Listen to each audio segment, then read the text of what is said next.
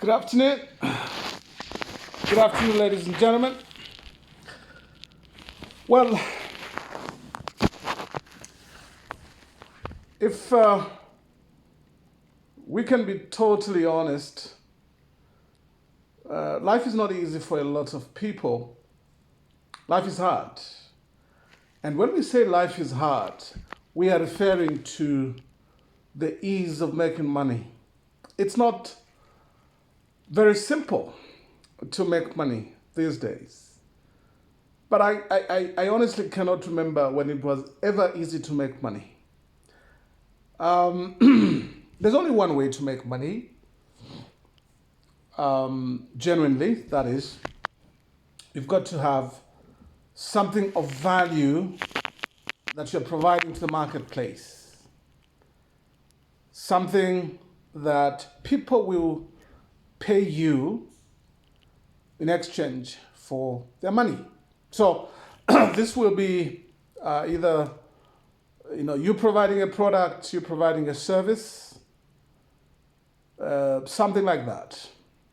There's no other way. So in the marketplace, the thing you realize is that number one, whatever you're going to be selling, you will not be the only person, because the business landscape is very competitive.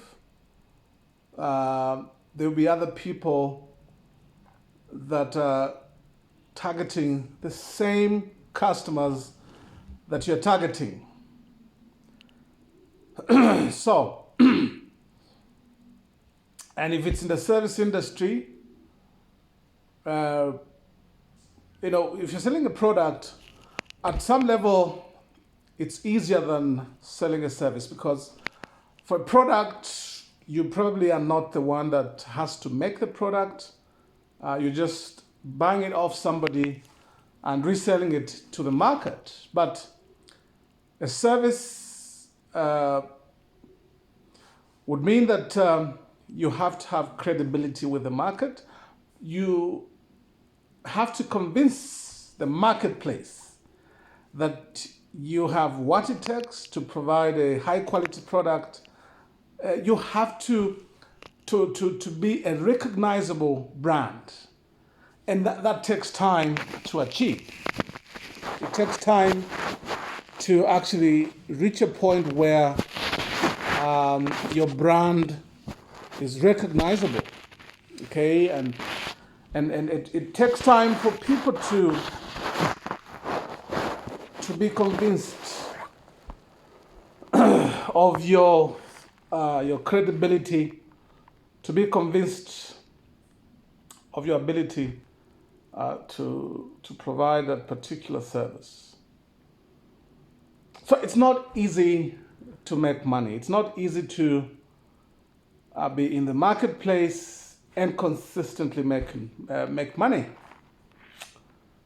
So I think starting out, we must be very clear that it's not easy operating in the business space, and that's why most people stay in employment, and that's okay.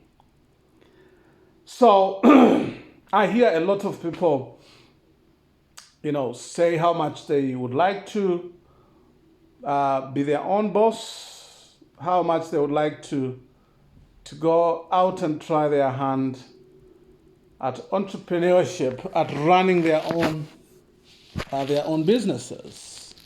Okay, that's very good. That's very good. There's absolutely nothing wrong with such aspirations, but you have to be aware, like I've said, that what appears very easy from a distance is tough when you are actually in there and doing it yourself. Okay? People who are making money now, what may not be obvious is that they have achieved that over time. Okay? Uh, it takes time, like I've said, to to build a company to a level where it's able to produce cash flows, healthy cash flows, and produce cash flows consistently. Because in business, one of the things that you want to achieve is a situation where you have repeat customers. The people that are buying from you today must come back and buy from you tomorrow and the day after until they develop that loyalty, until they become loyal customers. That takes time to build. Okay. So anybody that wants to leave employment, go into entrepreneurship, it's obviously highly lucrative once you have made it, but it's tough to build yourself to the level where you have made it. So, number one, what I would like to say to anybody wanting to break out and be on their own is that you've got to learn how to sell. You must learn how to sell. At the end of the day, business is about selling. Because if you have a product, you have a service, you want for there to be a customer that is interested in what you're selling. So learn how to sell. And that is something you can do even before you quit your job. There are many products out there that even today you can grab hold of and start selling so that you can test the market. First of all, to see if you have the stamina, you have the ability to withstand the turbulence that is in the marketplace, okay? Do you have the mental toughness to withstand rejection, to withstand basically a drought, where you can go for weeks, you can go for months, even years without cash flows? Do you have what it takes? So for me, if it's going to take you months, if it's going to take you even years to develop your sales ability, to develop that mental toughness, then take as many years as it is possible before you step out. Okay, so that's number one. So start business while you're working. And I think that depending on what kind of business you're starting, what kind of sector you're entering into, that is entirely achievable to start something before you finally step out. Okay, so that's number one. Number two,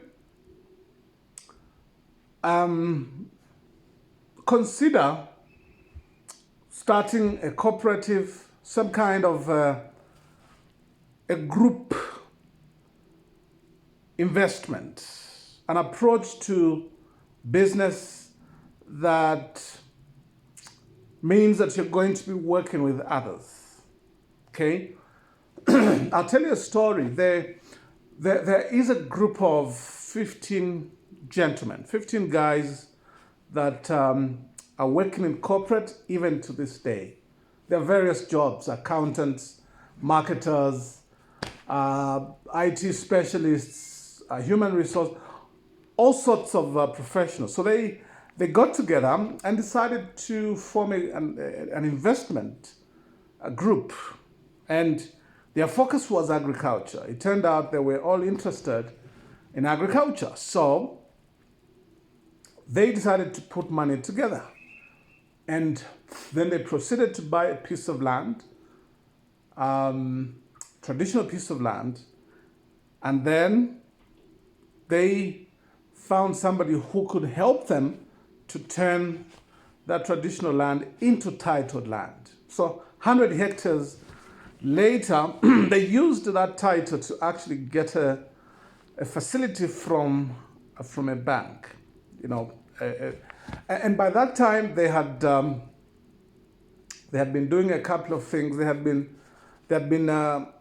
utilizing that piece of land to actually grow. They had grown maize, they had grown other things on that 100 hectares of land. So they didn't keep it idle as they were, it takes a bit of time to actually turn traditional land into titled land. But eventually they were able to achieve that. So they started working on that piece of land, grew some crops, maybe a season or two. And in that period of time, they were working on their business plan. These are guys that are very educated, and they realized that they would need a business plan. They would need to have rules and regulations that were governing how they operated their cooperative. Okay? But finally, they had in place all these elements that I'm talking about. And they finally got their title, and they approached the bank, and they presented the bank their business plan, the structure, everything, that the paperwork that the bank wanted, and they got a very, very good amount of money, which enabled them to buy farm equipment. You're talking about tractors, irrigation equipment, combine harvesters, and everything. So several years later, you are looking at a thriving farm, because they didn't even just confine themselves to that 100 hectares of land. They realized that they would achieve more by going into an outgrower scheme that allowed them to bring on board farmers in the neighboring environment, empower these farmers with seed, with a couple of other things, So this last farming season, these guys achieved just over $2 million in revenues after they saw the crops that they harvested.